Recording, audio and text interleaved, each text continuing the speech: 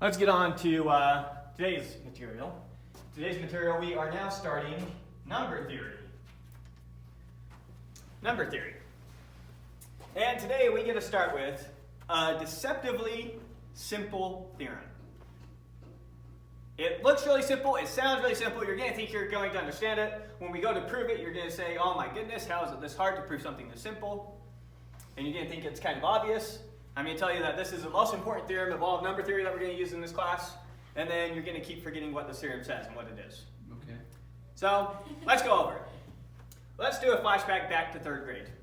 So we're always going to be doing this on the integers. Basically, we're going to talk about now dividing integers. We've talked about adding integers, subtracting integers, multiplying integers. Now we're going to talk about dividing integers. So back to your third grade class when you were first introduced to the notion of division. And you were told to do something 9 divided by 3. What is that? 3. That is equal to 3. How do you know that 9 divided by 3 is 3? 3 times 3 is 9. Yeah, you were told 9 is equal to 3 3s. Right? And then you go to the third grader and you say, what's 10 divided by 3? 3. The third grader says that doesn't work. But the fourth grader says, oh, you fool. It sure does. And what is 10 divided by 3? 3 1/3. It's 3 remainder 1, right? Yeah. And how do you know that? Because 3 can Because 10 is equal to 3 3s with a 1 left over. Now, isn't 10 also equal to 2 3s with a 4 left over? But you can pull 3 out of the 4. But you have to keep pulling out of your remainder until you get the smallest positive number you can, right? So you have to pull another one out, only leaving 1 and a 3 here. We're going to call this piece here your quotient, this piece here your remainder, when you write it out this way. Oops, this is your quotient. Whoa. This is what you're dividing by. I shouldn't have done 3 since it's showing up in both places. Let's try another one. We'll do something like 13 divided by 3. What's 13 divided by 3? 4 remainder 2. 4 remainder 1. Good job. And how do we know that?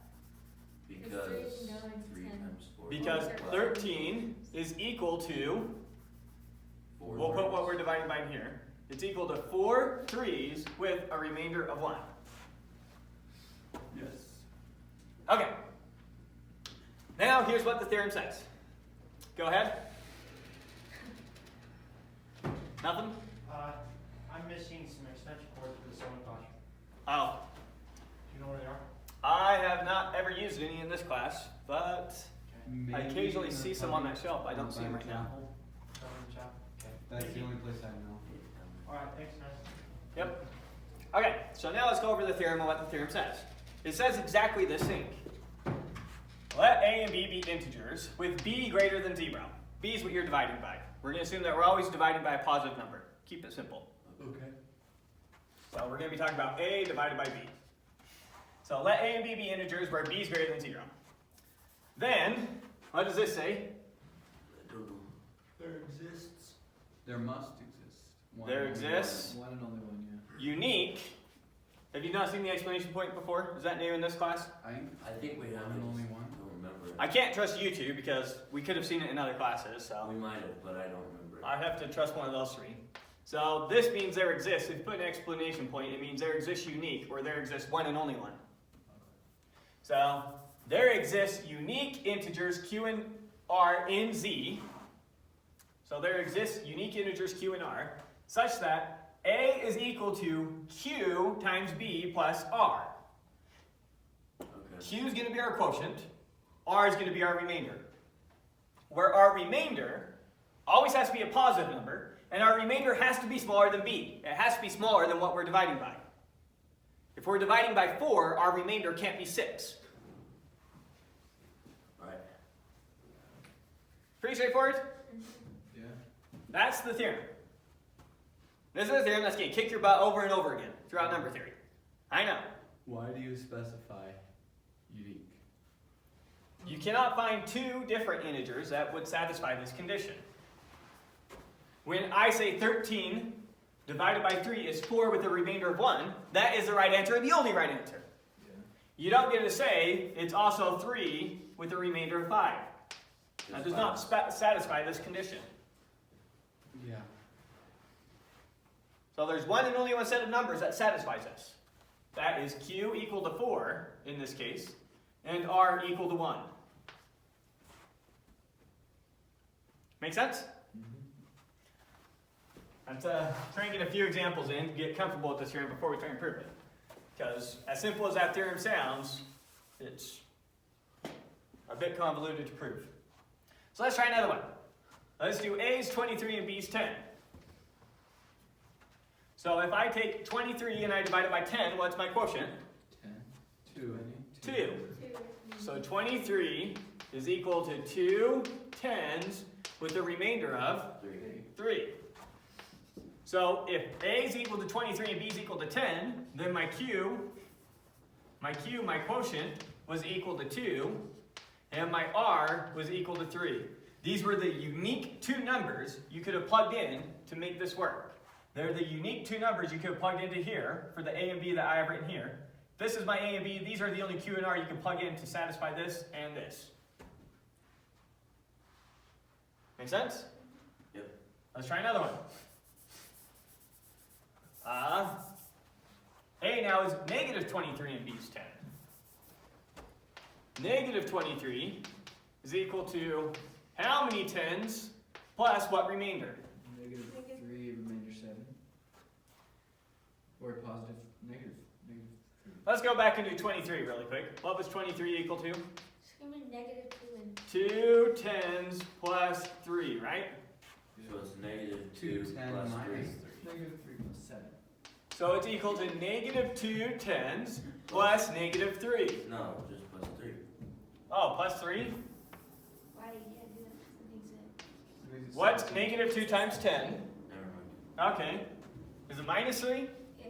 Yeah? Okay, does this satisfy the two conditions? No. R has to be positive. Oh, R has to be between 0 and B. What's B? 10. R has to be a number between 0 and 10. That doesn't work. So it's 3 and positive 3. So it's negative 3. Right. So subtract another 10 here and add 10 here. And that gives us a plus 7. It's the negatives that are going to throw off your intuition. Wait, but then R is still. R is between 0 and 10. Wait, that's. Oh, that is. Here's our B. Here's our A, here's our B. Here's our Q, here's our R. So R is a number between 0 and 10. And notice that negative 23 is equal to negative 30 plus 7. So it works. So with the negative numbers, your intuition is going to be thrown for a loop here. With the positive numbers, pretty straightforward. Okay? Let's try one more just to make sure we're getting it. Give me a negative number.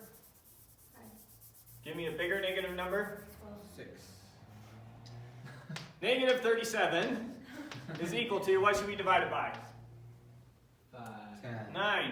All right. What? That's weird. 9. All right. What's our quotient? Negative 6. 4. Negative 6? 5. That's Negative 50 40. 5. Wait, what? Oh, that's a 9. Negative 5. Negative 5? Yeah. No. Yeah, No. negative 5 is Negative 5. not negative 5. What would negative 4 give us? 36. 36. Negative 4 would get us all the way to negative 36, and that would be minus 1. That's a negative remainder. So now we got to take away another one. So it is negative 5 with the So remainder. negative 5. Plus 8. What's negative 5 times 9? 45. Negative 45. What do we need to add to it to get negative 37? 8. 8. So you naturally want to say it was negative 37 is equal to negative 4 times 9 minus 1. What did we do? We subtracted another 9 here, so take it from negative 4 to negative 5, and then we added 9 here. So we didn't change it. That's all we did. Make sense? Yep. Yes. Okay. A definition to talk about these terms. So let A and B be integers with B greater than 0, and let Q and R be the integers given by the theorem up here, such that A is equal to QB plus R. where r is between 0 and b. Okay, so I gave you an a and a b, and let's say we found the q and the r that satisfy these two conditions. With me so far? We define a div b to be the quotient, and we define a mod b to give us a remainder. So let's do some of those to make sure we understand. What is the quotient of 9 divided by 3? What's 9 div 3? 3. The quotient is just 3. What is 9 mod 3? Or in other words, what's the remainder when we divide 9 by 3? 0. 0. Weird. There is no remainder. Let's do another one. What's 10 div 3? 3. 3. 3 goes into 10 3 times. What's 10 mod 3? 1. 1. Because there'd be a remainder of 1 if we divided 10 by 3. Mod gives us a remainder, div gives us a quotient. Alright, what's 23 div 10? 2. 2. What's 23 mod 10? 3. 3. Oh, wait. Anyone confused by where these numbers are coming from? We all got it? Alright, the hard one. What's negative 23 div 10? Negative 2. 3. Negative 3. You want to say negative 2, so you got a lower one, negative 3. We want to say negative 2, so we say 3. Negative 23 mod 10, you want to say it's negative 3, so add 10, 7. Right? Yeah. So these ones are always one lower than you think, and these ones are always a multiple of what you're dividing by, higher than what you think.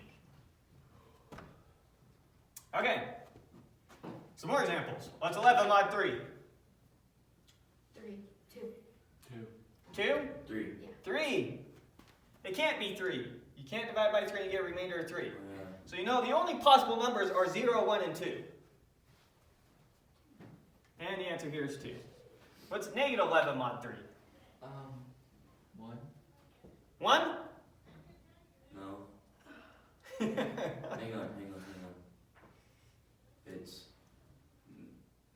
9? The remainder has to be between 0 and 3. Oh, yeah. It's 0, 1, or 2. 1. So what is it? Negative 11 mod 3. 2. 2? Yeah. What do you think, Debbie? I think it's 1. You think it's 1? You are correct. It's 1. Why is it 1? Negative 11 is equal to negative 4 3s plus 1. Or the other way you could have thought about it.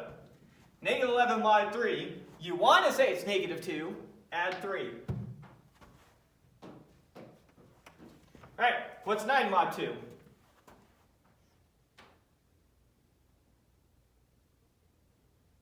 1. 1? 1. Yeah? That took way too long. What's negative 27 mod 2? A lot. No? 1. It has to be 0 or 1, It's because it 0. can't be more than 2. It's 0. It's 0, except for spelled vertically. Yeah. Spelled verb. It's a 1. 0 spelled vertically. Oh, you're right. I was seeing it. I'm aware. Person.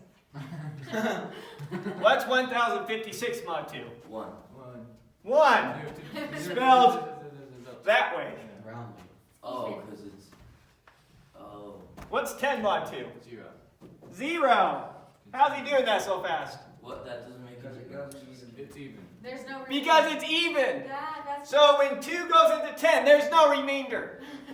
Alright. Let's try another one. Negative 37. Oh, I thought you guys would get it by then. So I didn't have more examples. No, we got it. What's 1096 mod 2? 0. There's 196. 0. What's 190? What's? I don't know. 10091 mod 2. 1. 1. It's going to be 1 if it's odd, 2 if it's even. Make sense? Yeah. Alright. Now some more complex examples. What's negative 37 div 5? Looking for the quotient here. 8. Yeah, there we go. I was looking for the quotient earlier. all the mods. Negative 8. 8 or negative 8? Negative 8. No. Negative 8. Negative Positive 8, right? 8. No. No, negative. No, it's this is a negative. quotient. Yeah. Only the remainder has to be positive.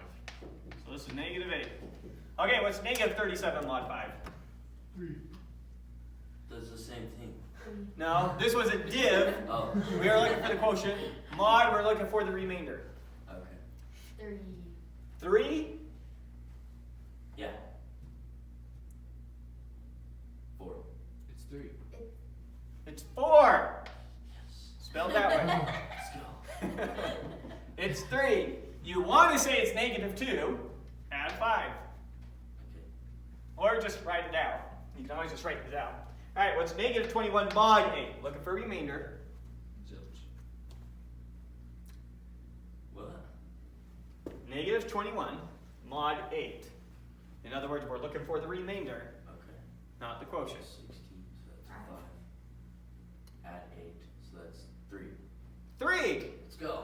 He's got it! Or, the other way you could have seen it is 8 is going to go to negative 24, and then plus 3 to get to negative 21. Yeah. That makes sense. Yeah. However it clicks to think about it. Whatever works. Alright. Feel like you got the use of this theorem? Yep. Alright, now let's prove the theorem. Which is the bulk of the whole class. Dang. Yeah, it's one that it's easy to misunderstand.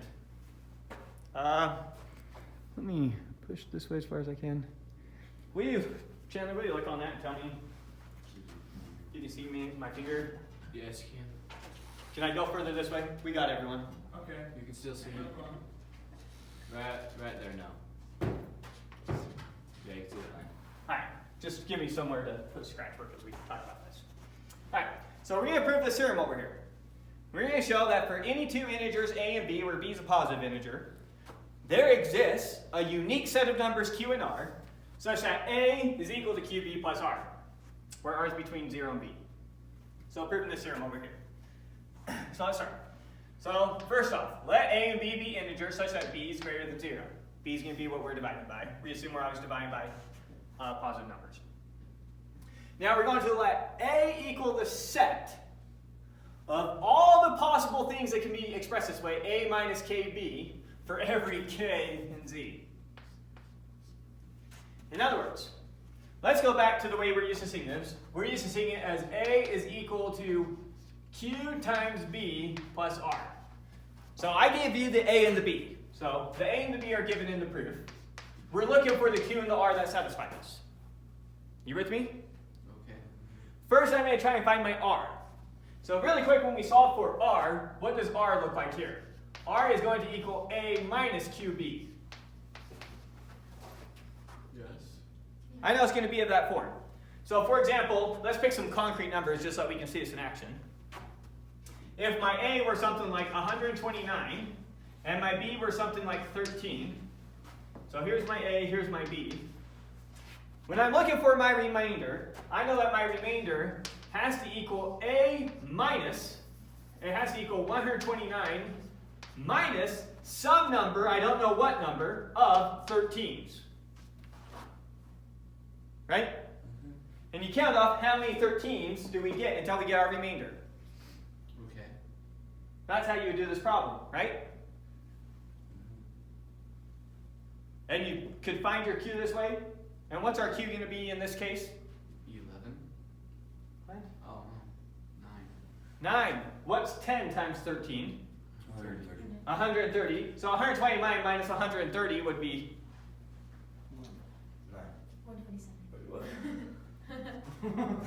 129 minus 130 would be 1.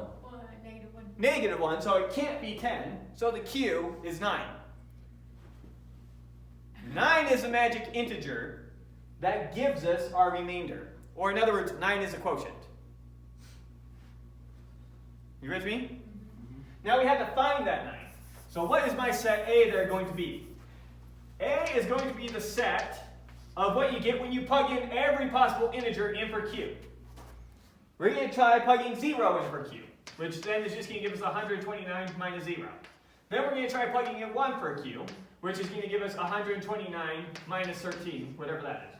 Then we're going to try plugging in 2 for q, and that's going to give us 129 minus 26. And we're going to keep on going forever, for every possible integer. That's what A is. One of those things in there is going to be the right remainder. And in our case, for the case up here, the remainder is going to be 12. So it's going to be the integer that you plug here, 9, that makes this whole thing 12. Our remainder is going to be 12 in this case. So this set A here, A, I'm making the set of every possible number written of the form A minus K times B for every integer B. So it's going to be a set like this. It's an infinite set. You with me? Now we could have also plugged negative numbers in, or we could also have gotten some negative numbers out of this. What happens if I plug in 10 for q here? Eventually one of the numbers we were going to write here was negative 1, right? And then after that we go over in negative 14, going on forever. We're basically starting at 129 and counting down by 13s. Right? Or we could have also plugged in negative numbers here, like negative 1, and counted up by 13, so this doesn't really have a start either.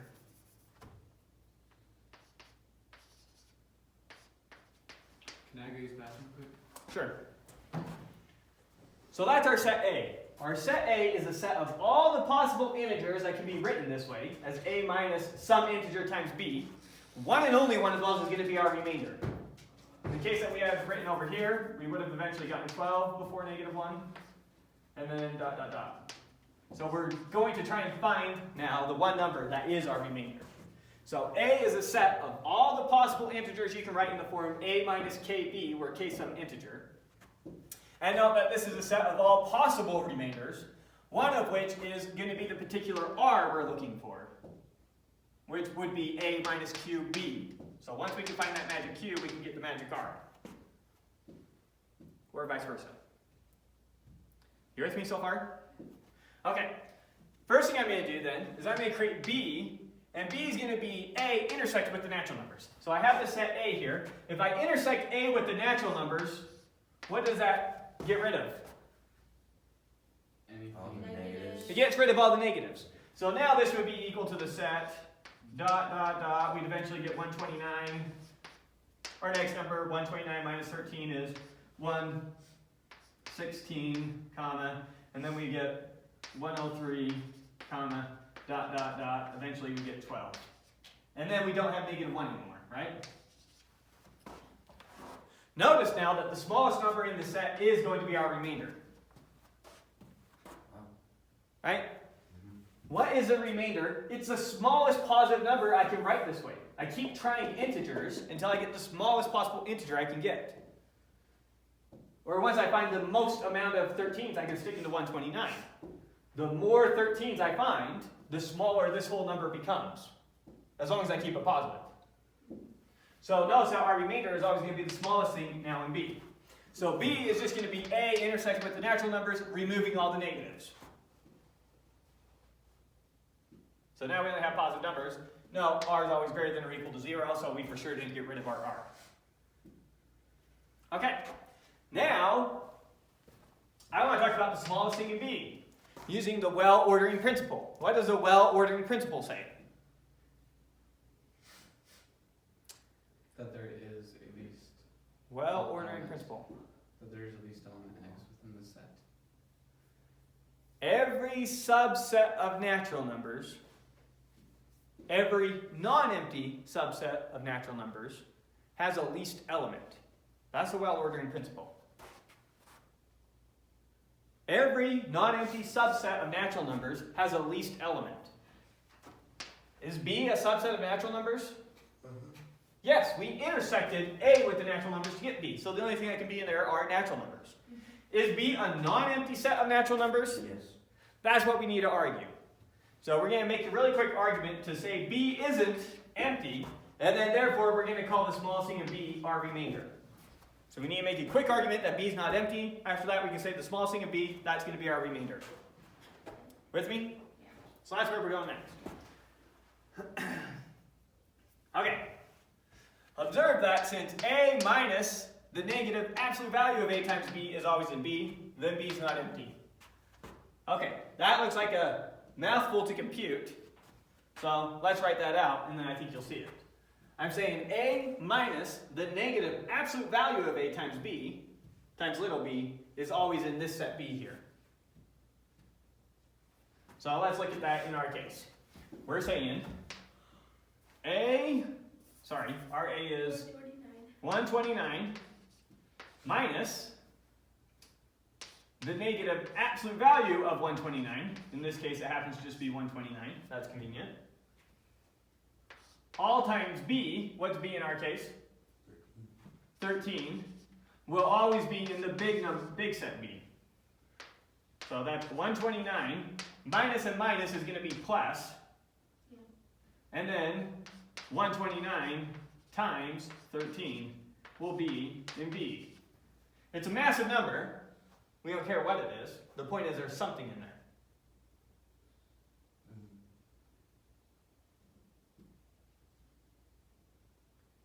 Make sense? What if our a happened to be negative? If our a happened to be negative, let's make sure that this still comes out with a positive number. If a happened to be negative 129, then that would have been minus the negative absolute value of negative 129 times 13. That would still be equal to negative 129 plus 129 times 13. Which is just 13. No, that's not just 13. Well, negative 129 plus 129 is 0, is it not? So it's 0. Oh, on, so it's you guys. 0. Yeah. Negative 129 plus 129 times 13. How big is 129 times 13? We're gonna get the other way. But if you added It's them big. first, then it would be 0. It's big. It's for sure bigger than 10 times 129. What's 10 times 129? 1,290. If I have 1,290 and I take away 129, do I get anywhere close to 0? No. But if you do 120. But if You can't combine those two and then multiply by 13. Why? Huh? Why? Order of operations. Oh shoot, we went off the camera. And we talked about 12 in there. This ultimately gets to 12 written over there, which is our remainder.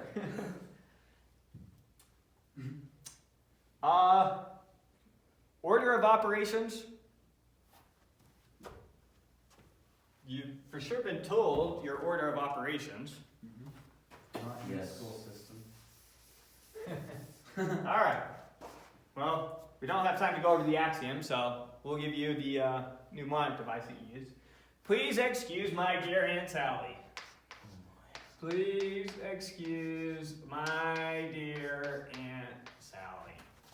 You do first parentheses, then exponents, then multiplication, then division, then addition, then subtraction. Please excuse my dumb student. They are not excused. Alright, but whatever helps you memorize it. Now, really, addition and subtraction are one and the same, and multiplication and division are one and the same, so splitting those up. You don't really do multiplication before division because they're the same thing. Division is defined to be multiplication by a multiplicative inverse.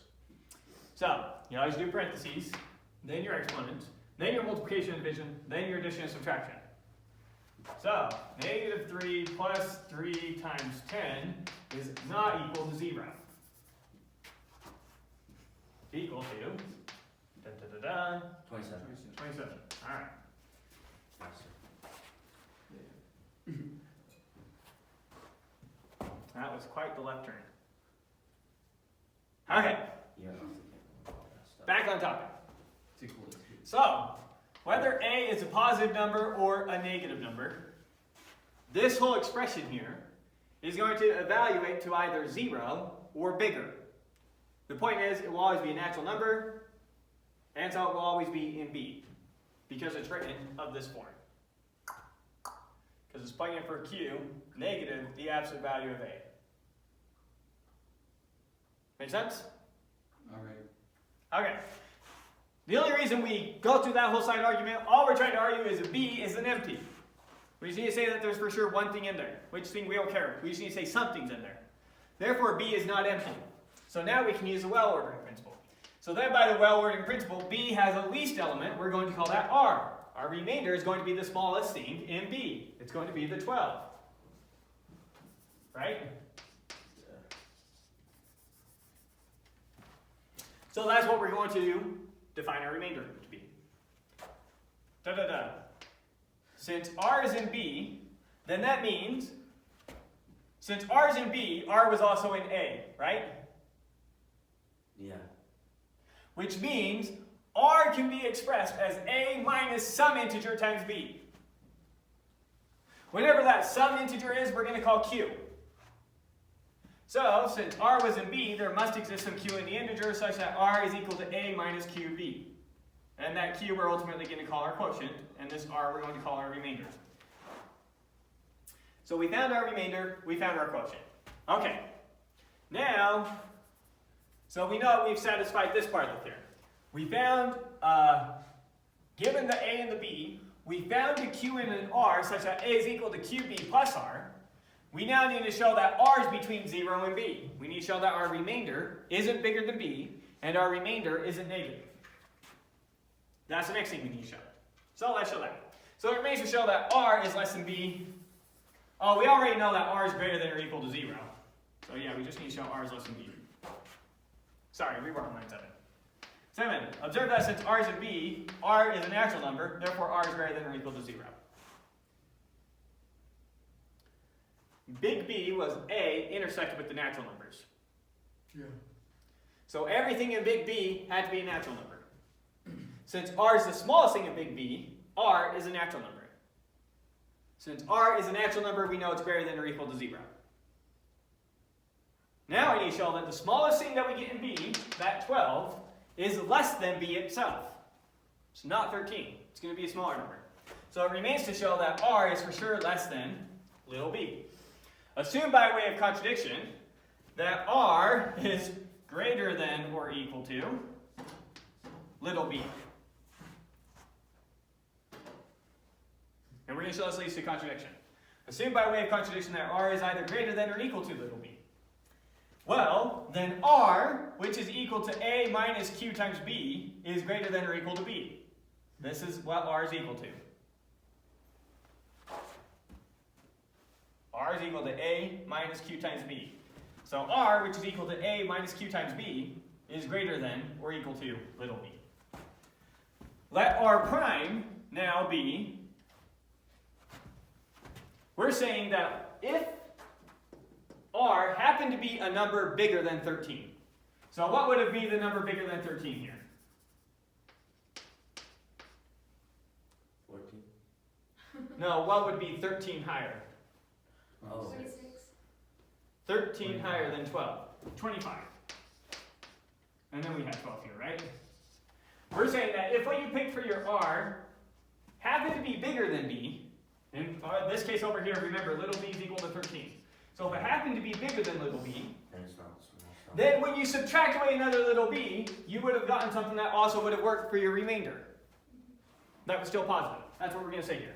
So we're saying, assume by way of contradiction that our R is greater than or equal to b. Or in other words, that the thing that we picked out of the set is greater than or equal to 13.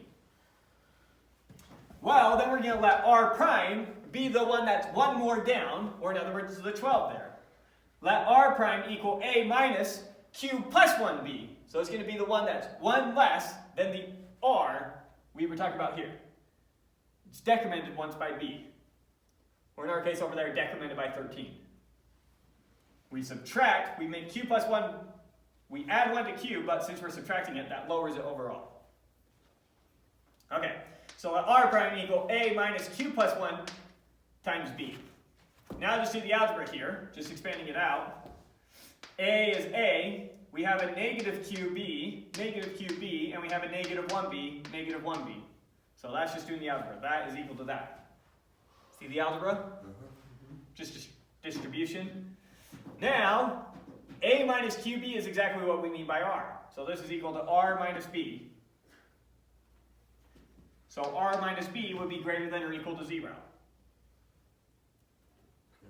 Or in other words, no, that's fine. Then R prime is less than R, which is fine. Yeah. And R prime is in B. How do I know R prime is in B? Because R prime is equal to R minus B is greater than or equal to 0. So R prime is greater than or equal to 0. So R prime is a natural number. So R prime is a natural number. R prime is less than R. So R prime is in B, and R prime is less than R. Okay. Which is our contradiction. What by definition was little r? It was supposed to be our lowest. The smallest thing in big B. Yeah. I just really showed that R prime is smaller than R, and R prime is in B. Is in big B. Contradiction. Therefore, R has to be less than B. Because if R were greater than or equal to B, it wouldn't be the smallest thing in big B. Probably should have came up with another name for this stat, so that we're not getting confused. Well, I don't want to change it now, because we'd have to change it in the proof. R was the smallest thing in big B. If R were greater than or equal to little b, then we could have found some smaller number in big B, namely R prime. Okay. Which is a contradiction, since R is the smallest thing in there. How do you know it's in big B? We know it's in big B because, first off, the way we defined R prime is it's A minus some integer times B. That means it's in A. A is a set of every possible number you could get, writing it as A minus some integer times B. Okay. So, R prime is in A because of how it's defined, and it's greater than or equal to 0. Which means it's natural. Which means it's a natural. So it's a natural and it's in A, therefore it's in B. How do we, And since R prime is less than R, and it's in B, then R prime is a smaller element than R in big B. But R is the smallest thing in big B. contradiction. That's contradiction. How do we know that R minus B or R prime is greater than or equal to 0? Where do we get that information from? R is greater than or equal to B. Yeah. So R minus B is greater than or equal. Here, start with this. I should have made this point better. We assume by way of contradiction, R is greater than or equal to B, right? Mm-hmm. Subtract B from both sides. That's identical to R minus B is greater than or equal to 0. So I know R minus B is greater than or equal to 0. And I know R prime is equal to R minus B. So R prime is greater than or equal to 0, so it's a natural. Good.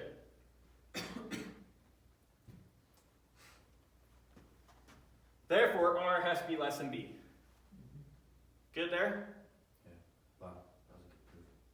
We're not done yet. Yeah. It is. So far, we have shown that for any two integers a and b where b is positive, there exists integers q and r such that a is equal to qb plus r with r between 0 and b. We've proven that. But now we need to prove the uniqueness part. We just proved that you could find two integers q and r that satisfy it. Could you find different integers q and r that also, or q prime and r prime that also satisfy it? Were there any other integers out there that could have worked? Did you have to choose this exact q and this exact r? Yes, but we got to prove that. Okay. Thus far, we have shown that there exists q and r and z with 0 less than or equal to r less than b, such that a is equal to qb plus r. And it remains to show that q and r are unique. So over here, we're going to be proving that they're unique. All right. Assume, by way of contradiction, that they're not unique. And we're going to get a contradiction. Therefore, they have to be unique. Assume, by way of contradiction, that there exists a q and a q prime and an r prime, all integers, with both r and r prime between 0 and b, such that either q is not equal to q prime or r is not equal to r prime. So I have my q and r that satisfy it. Let's pretend that you found another q prime and r prime that satisfy it, but you couldn't have picked the same numbers I could have. Maybe we had the same q, maybe we had the same r, but you can't pick both your numbers the same as mine. You have to have one of your numbers different from mine. Right. So I pick q and r. You tell me you also found a solution with q prime and r prime, and your numbers are not the exact same two numbers I have. I'm going to show you that's impossible. Alright. So I have my r and my q. You have your r prime and your q prime. They're not the same numbers, but they both satisfy. So I know that a is equal to qb plus r. That's my number satisfying it. And a is equal to q prime times b plus r prime. That's your number satisfying it. I'm going to show this is impossible. This leads to a contradiction. Well, I know that my qb plus r equals a, and I know that your q prime times b plus r prime equals a. Therefore,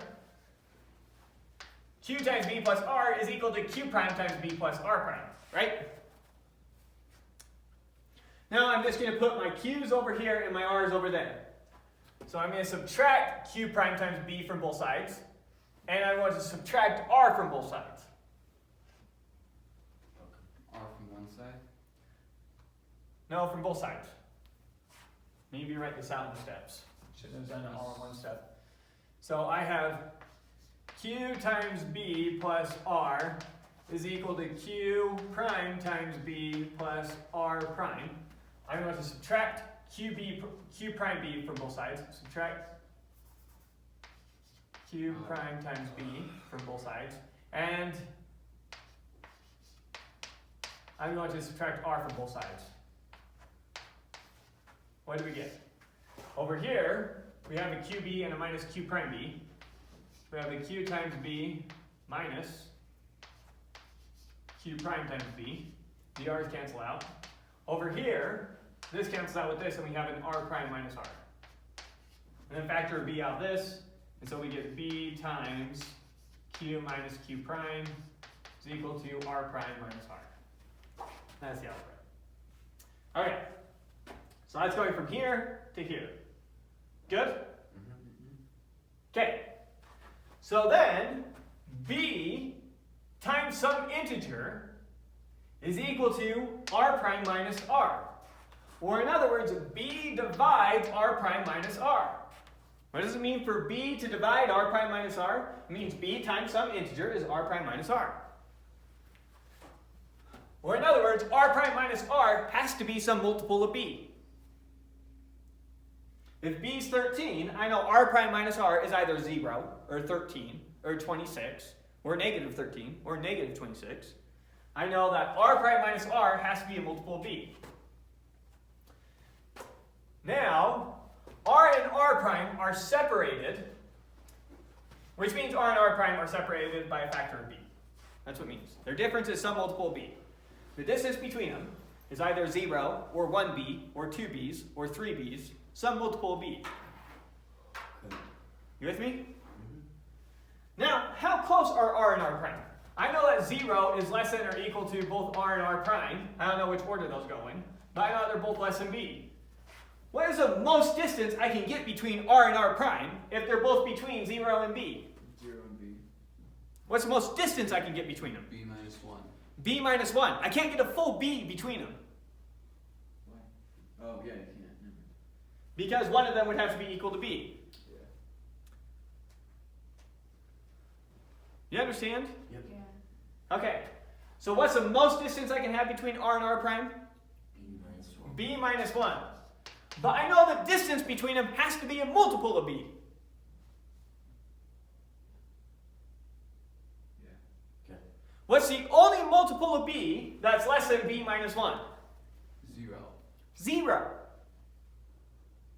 Because there's either 0 b's between them or 1 b's between them. Can we get 1 b between them?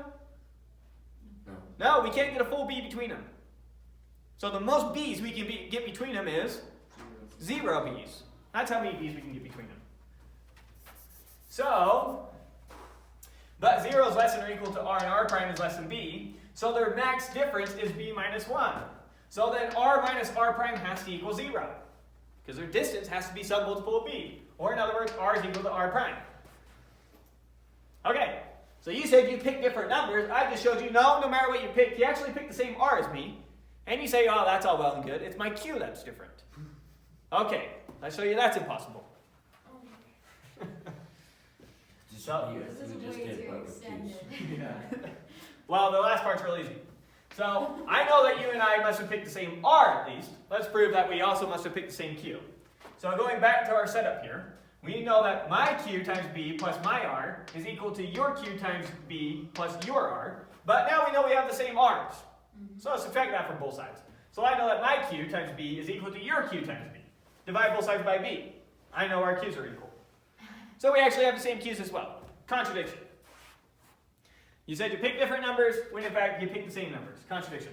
Therefore, Q and R are the unique integers with R between 0 and B, such that A is equal to QB plus R. And thus it is demonstrated. Big proof for such a small theorem that you understood since you were in 4th grade. Kind of. You didn't know how to work with the negative numbers, but you knew how to do it with the positive numbers. Now I'm telling you that this theorem is the heart of number theory for what we cover in this class. We are going to come back to this over and over and over again. You need to understand it. It's so deceptively simple. That's the way number theory proofs go. It's real easy to explain what you're trying to prove, and then the proof is always way harder than you think. Have you ever heard of Fermat's last theorem? No. Heard of it. So, if I do a to the 1 plus b to the 1 equals c to the 1, can you find numbers for a, b, and c, not all 0? Can you find numbers, none of them can be 0. Can you find numbers a, b, and c that make this true? Yeah.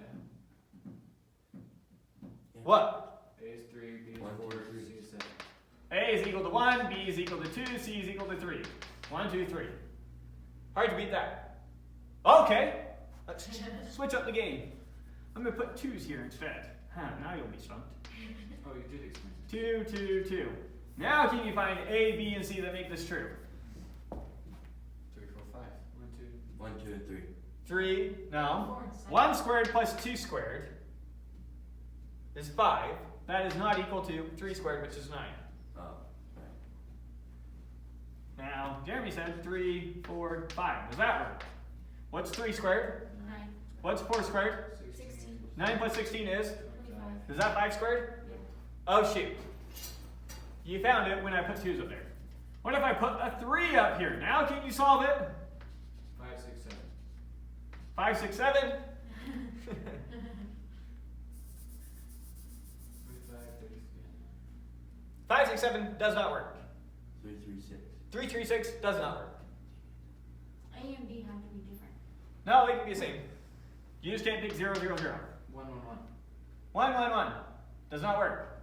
1 plus 1 is 2. Oh, 7.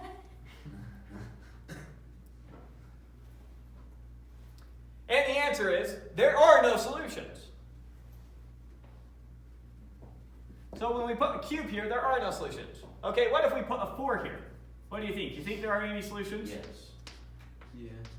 And the answer is no, there's still no solutions. About 3, 4, 5. And in fact, for any n you pick here, as long as the n is greater than 2, there are no solutions. That's Fermat's last theorem. Was that like last Now that is real easy to understand. Yeah. I could take a whole year and we wouldn't be able to cover the proof. This was a massive problem for mathematicians for well over 100 years to try and figure this out. And it wasn't until the 90s that it was actually solved. Very recently it was solved in terms of math, as far as math theorems go. So that's how number theory theorems kind of go a lot of the time. It's really easy to understand what you're trying to prove, and then the proof is just a pain. What do you mean by number theory? Yeah, what makes it number theory? Number theory? Oh, what constitutes number theory? Yeah. Basically looking at the consequences of the axioms of arithmetic on the real numbers. But we're limiting ourselves to just the axioms of arithmetic. So we're kind of limiting ourselves to arithmetic here. Things you can prove with arithmetic. How's that different from algebra? A lot of what you do in algebra could be number theory. In number theory, there's particular interest on the integers and limiting yourself to the integers. So a lot of the things that we talk about here will be limiting ourselves to the integers and the arithmetic you can do on the integers. Okay. And turns out you can do quite a bit just focusing on that. Because we'll go all the way to showing you how to do, oh, I forget the acronym, because it's named after just the guys who came up with it. Encryption. What is it called? It's 3 letters, encryption. RSA, there we go. RSA encryption. We'll work our way all the way up to RSA encryption, and you can understand RSA encryption just with the arithmetic on the integers. We'll show you exactly how encryption works with computers. Okay. I think we will. We can if you guys want to, that's for sure. I don't know if it's what I already have covered. Anyways, that's that theorem. We have 2 quick corollaries to prove from this, and then we're done for today.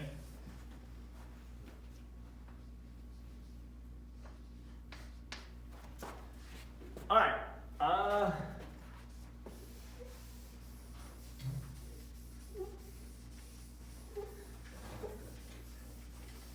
Probably do the first proof in that space. Then come over here. All right, first proof.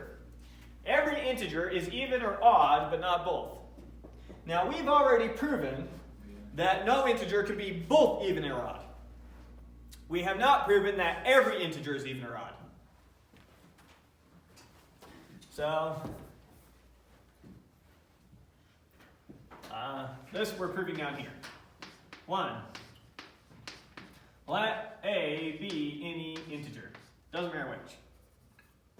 Comma. And by theorem, I can't remember the number. 62. No, it was like 20 point something in section 20. By theorem 20.x, I don't remember. It cannot be both even and odd. Have we not proved it? We proved that. That was an earlier theorem. We proved that no integer can be both even and odd. We proved that by way of contradiction. This was when we were doing smallest counter example. Yeah. Okay, so we proved that. Now I need to prove that it is even or odd. We proved no integer can be both. We never proved that every integer is one or the other.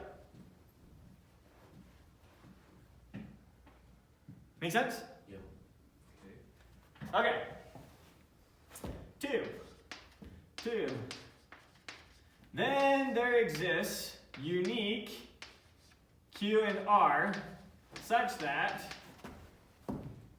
A is equal to Q times 2 plus R.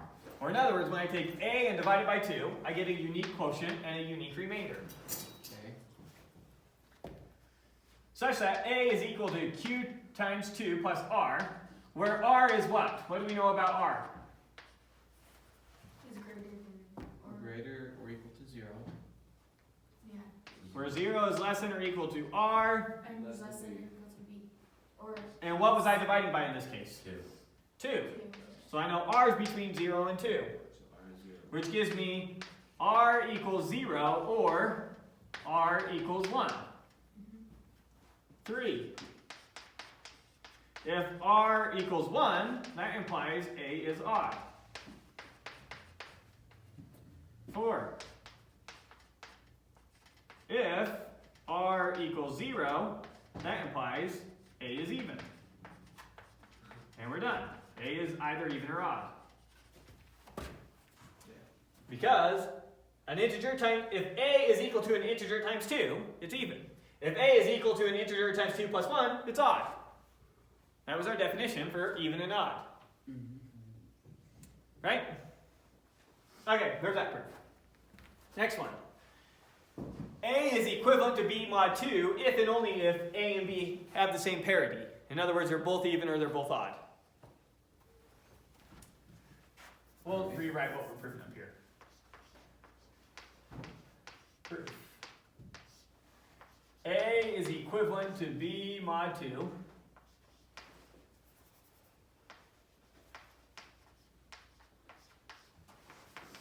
if and only if A and B are both even, or A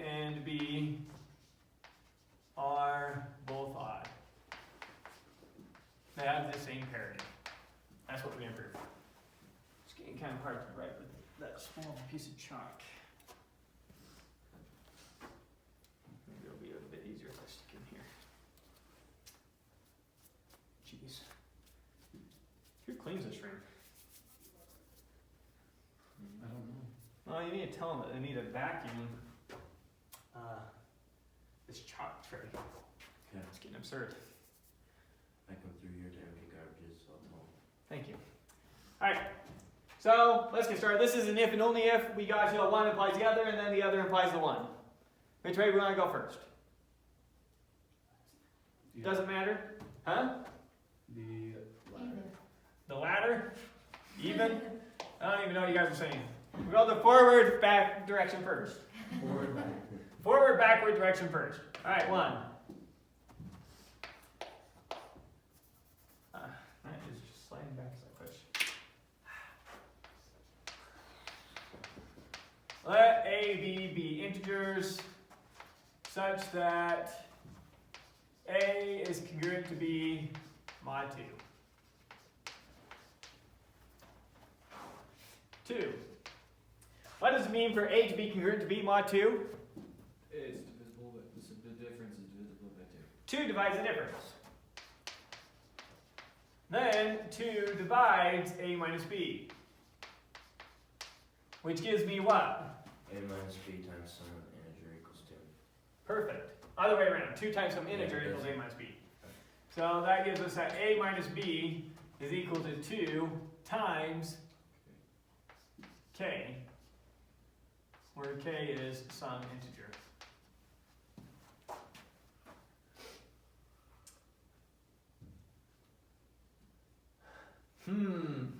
How do I want to do this? Do I need to break it up and say if A is even, then B is even, and if A is odd, then B is odd? That's probably how I'll have to do it. 3.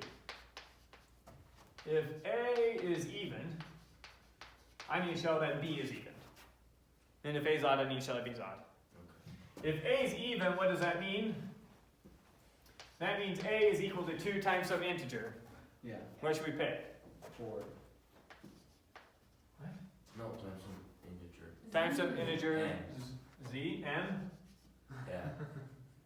where N is in K. And Okay, what does that give us? That gives us that 2 times M minus B is equal to 2 times K, right? Yep. Now I'm going to solve for B, so I'm going to put the B over there and the 2K over here.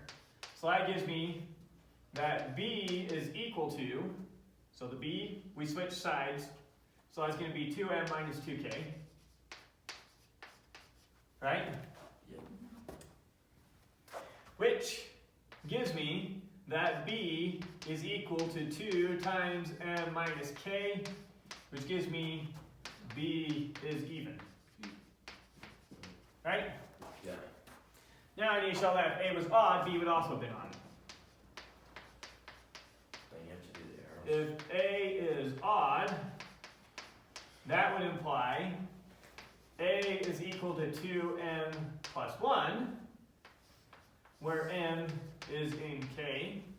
So then we know, going back to this equation, A, 2M plus 1, or A, minus B, is equal to 2K, which gives me that. Put the B over there, the 2K over there. But I'm going to write this half first, so we're writing B equals. B is equal to 2M plus 1 minus 2K, right?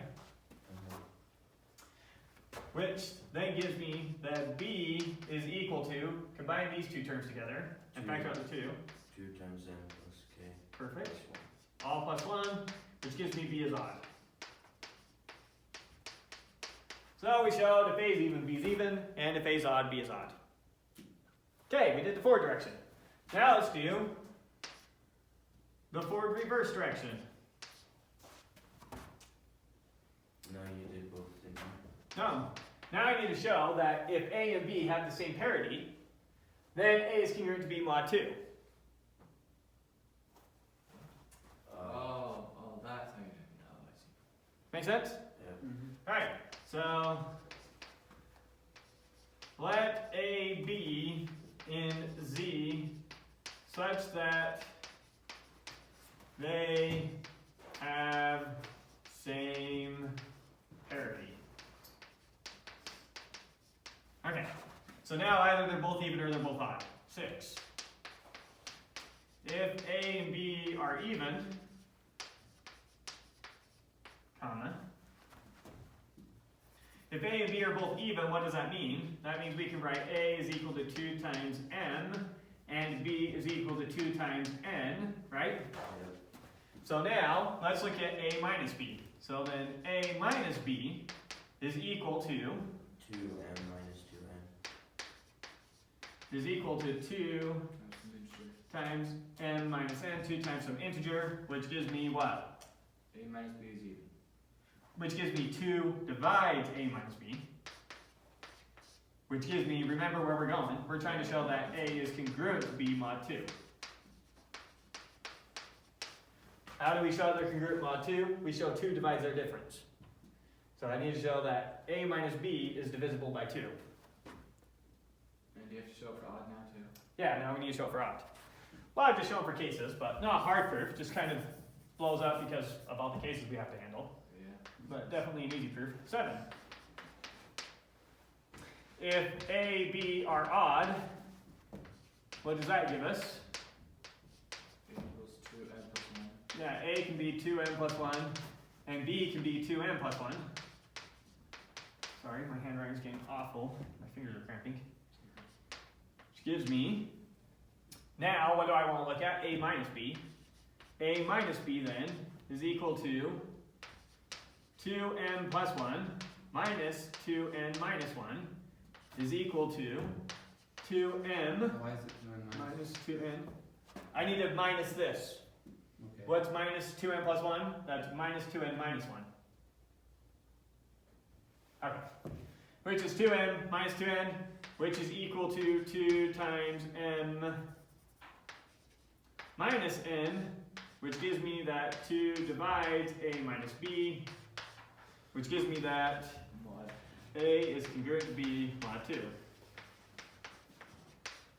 And we're done. Okay. And that's it. That's everything for today.